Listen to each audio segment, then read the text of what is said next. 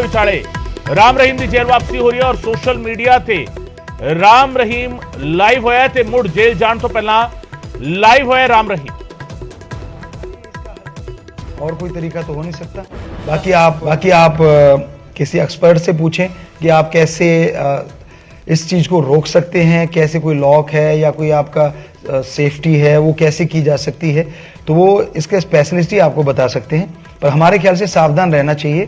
पहले चोरियां रात को आके लोग करते थे, अब फोन में जाके लोग कर रहे हैं। चोरी का भी स्टाइल बदल गया है, हाईटेक हो गया है, तो उससे बचने के लिए भी आपको हाईटेक होना पड़ेगा, सावधान होना जरूरी है।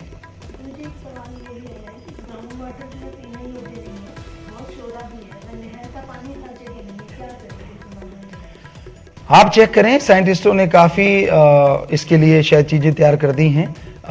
कुछ ना कुछ फिल्टर होंगे या सुनने में आया है, तो आप अगर सर्च करेंगे तो आपको मिल जाएंगे। मेरी नई शादी हुई है, हमारा सासों का बहुत ज़्यादा झगड़ा रहता है, तो इससे बचने के भी सुझाव बताइए।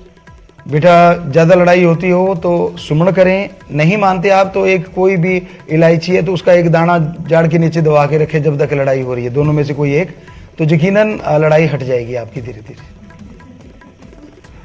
खाना भी ना छोड़ना पड़े, मेरा फेवरेट फूड है, चॉकलेट्स भी ना छोड़नी पड़े और एक्सरसाइज भी ना करनी पड़े, कोई ऐसी चीज बताइए वेट हो जाए।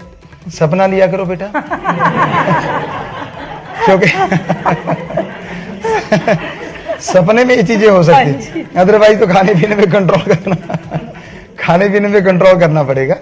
एक्सरसाइज हाँ, एक्सरसाइज करनी पड़ेगी। गुरुजी, आजकल इस प्रजाति के पति ज्यादा क्यों पाए जाते हैं जो इस स्लोगन में विश्वास रखते हैं, आपका मानना नहीं डका तोड़ना? जी, ऐसा हमें लगता है कि आप पतियों पे ज्यादा ही आक्रोश जता रहे हैं। ऐसी पत्नियां भी हो सकती हैं, दोनों तरफ से बराबर हो सकता है। तो ऐसे बेटे बेटियों को हम कहना चाहेंगे कि आँखा मोड़ना नहीं और डक्का तोड़ना नहीं, छोड़ के कि कहना मानना है और काम जितना कर सकता हूं उतना जरूर करना है, साथ देना है। तो ये दोनों तरफ से होना चाहिए, तभी घर में खुशियां आएंगी, क्योंकि एक भी अगर ऐसा करता है तो वो सही नहीं है। एक किसी ने ये बोला कि पिताजी आप जब पिछली बार लाइव आए थे तो आपका चैनल काप के बाद भी काफी दिन तक लाइव शो होता रहा जी। ऐसे कैसे तो उसका कारण है कि हमने एडमिन बना रखा है, वो बाद में इसको ऑपरेट करते रहते हैं, तो इसी वजह से शायद वो हमारी जो सत्संगें थी या बहुत सारे सीन अब भी तो हम आपको नहीं दिखा पाए, बहुत सारे हैं, तो इसलिए वो बाद में चलता रहता है।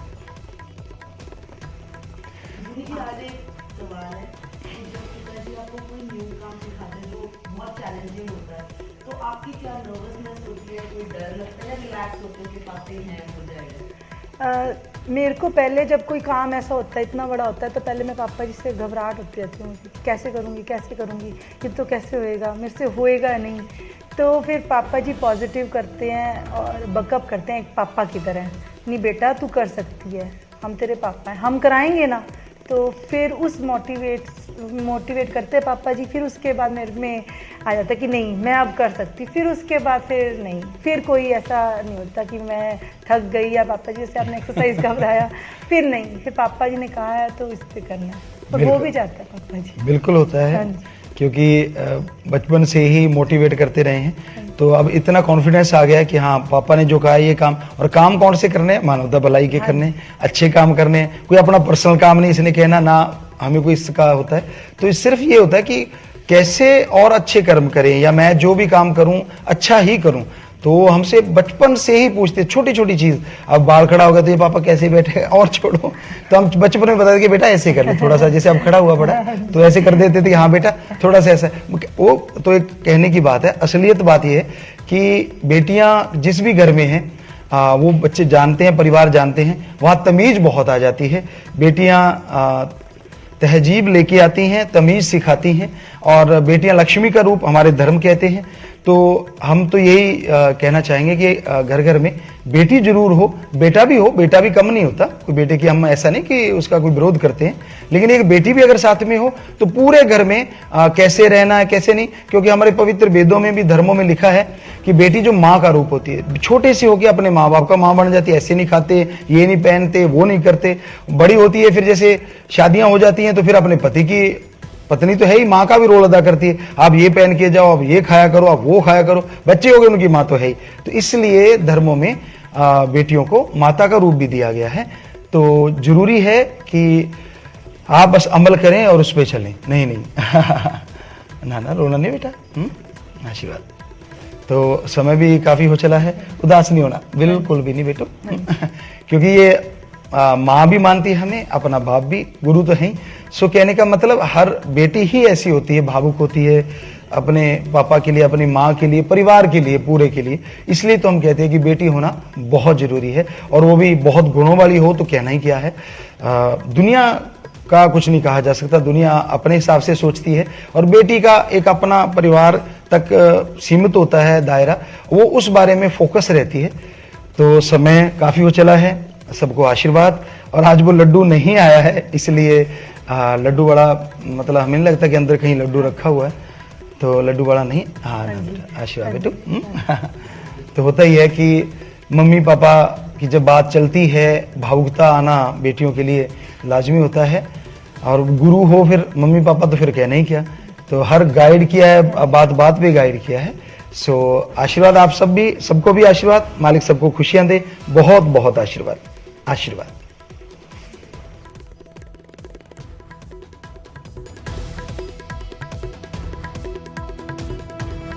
ਸੋ ਰਾਮ ਰਹੀਮ ਗਿਆਨ ਵੰਡ ਰਹੇ ਸਨ ਬੇਟੀਆਂ ਦੇ ਉੱਤੇ। ਰਾਮ ਰਹੀਮ ਜਿਨ੍ਹਾਂ ਦੇ ਉੱਤੇ ਸਿਰਫ ਇਲਜ਼ਾਮ ਨਹੀਂ ਹੈ ਸਗੋਂ ਦੋਸ਼ ਸਾਬਿਤ ਹੋਇਆ ਹੈ 2 ਕੁੜੀਆਂ ਦੇ ਨਾਲ ਬਲਾਤਕਾਰ ਦਾ, ਜਿਸ ਦੇ ਵਿੱਚ ਸਜ਼ਾ ਭੁਗਤ ਰਿਹਾ ਬਲਾਤਕਾਰੀ ਰਾਮ ਰਹੀਮ। ਪੈਰੋਲ ਖਤਮ ਹੋਣ ਤੋਂ ਬਾਅਦ ਅੱਜ ਵਾਪਸ ਜੇਲ੍ਹ ਜਾਵੇਗਾ। 40 ਦਿਨਾਂ ਦੀ ਪੈਰੋਲ ਖਤਮ ਹੋਈ ਹੈ ਤੇ ਜੇਲ੍ਹ ਵਾਪਸੀ ਹੋਵੇਗੀ, ਕੋਰਟ ਦੇ ਵਿੱਚ ਸਰੈਂਡਰ ਕਰਨਾ ਹੋਵੇਗਾ। ਉਸ ਤੋਂ ਬਾਅਦ ਰੋਹਤਕ ਦੀ ਸੁਨਾਰੀਆ ਜੇਲ੍ਹ ਵਾਪਸ ਰਾਮ ਰਹੀਮ ਦਾ ਠਿਕਾਣਾ ਹੋਵੇਗੀ। ਪਰ ਜੇਲ੍ਹ ਜਾਣ ਤੋਂ ਪਹਿਲਾਂ ਇੱਕ ਵਾਰ ਫਿਰ ਸੋਸ਼ਲ ਮੀਡੀਆ ਤੇ ਲਾਈਵ ਹੋਇਆ, ਔਰ ਇਸ ਵਾਰ ਖਾਸ ਗੱਲ ਇਹ ਸੀ ਕਿ ਹਨੀਪ੍ਰੀਤ ਇਸ ਵਾਰ ਫਿਰ ਰਾਮ ਰਹੀਮ ਦੇ ਨਾਲ ਬੈਠੀ ਹੋਈ ਨਜ਼ਰ ਆਈ ਇਸ ਪੂਰੇ ਲਾਈਵ ਦੇ ਦੌਰਾਨ।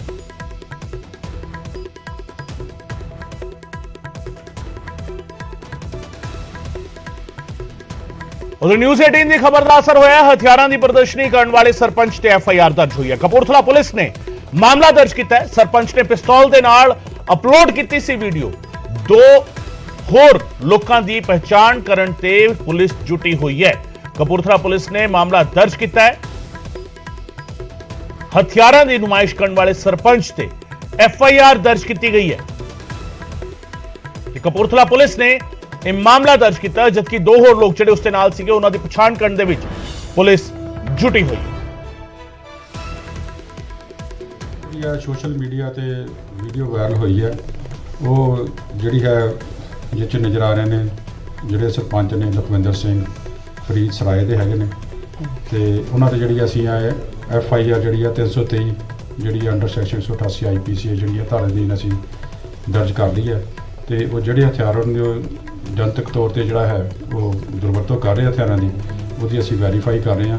ਤੇ ਨਾਲ ਜਿਹੜੇ ਬੰਦੇ ਨੇ ਉਹਨਾਂ ਦੇ ਜਿਹੜੇ 2 ਨੇ ਉਹ ਵੀ ਕੌਣ ਨੇ, ਉਹ ਵੀ ਅਸੀਂ ਵੈਰੀਫਾਈ ਕਰਕੇ ਤੇ ਉਹਨਾਂ ਤੇ ਜਿਹੜਾ ਬਣਦੀਆਂ ਧਾਰਾਵਾਂ ਤਹਿਤ ਜਿਹੜਾ